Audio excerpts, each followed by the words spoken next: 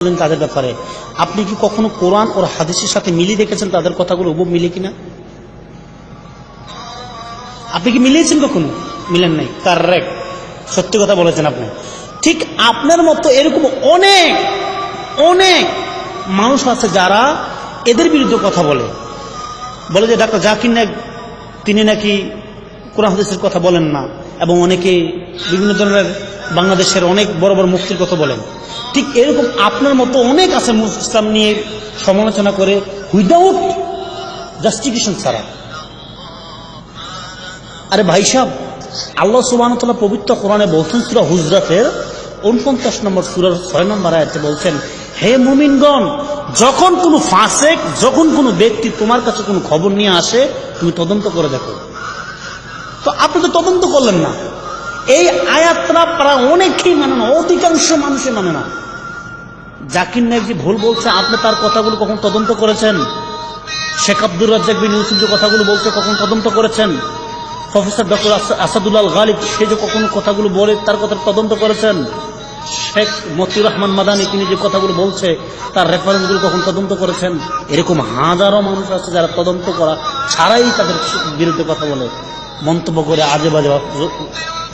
কেন এই কাজটা করবে না ভাই? আল্লাহ সুবহানাহু ওয়া তাআলা বলছে, হে মুমিনগণ, যখন কোনো ফাসিক, যখন কোনো ব্যক্তি তোমার কাছে কোনো খবর নিয়ে আসে সেই খবরটা তুমি তদন্ত করো, তুমি পরীক্ষা করো।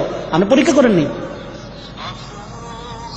এবং আল্লাহ সুবহানাহু ওয়া তাআলা পবিত্র কোরআনে বলছেন সূরা নাহল সূরা নম্বর 16 আয়াত নম্বর 43, আল্লাহ তাআলা বলছেন, ফাসআলু আহলা যিকরি ইন কুনতুম লা তা'লামুন বিল বায়ানাতি ওয়াজ যুবুর।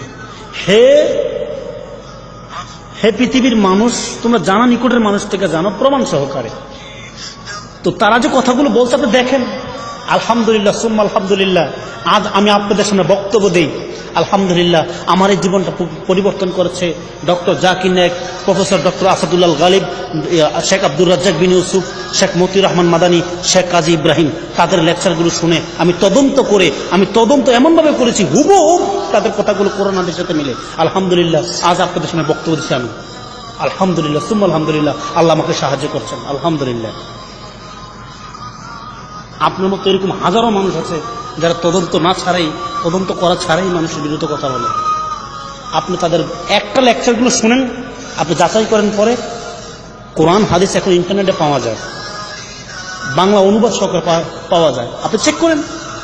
আরে ভাই, আমার তো এখন ভয় লাগে ভাই, কারণ বাংলাদেশকে একটা সহিহ আকীদার হুজুর দুনিয়া থেকে চলে গেছেন। জানেন তিনি কে? জানেন না? জানেন আপনি?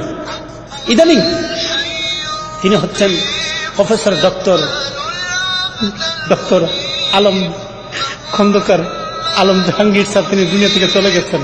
তিনি চেয়েছেন, তিনি অনেক চেষ্টা করেছেন বাংলার মাটিতে সব মাযহাবী ভাইদেরকে একত্রিত করে আল্লাহর কোরআন আর সুন্নাহ অনুযায়ী চলার জন্য।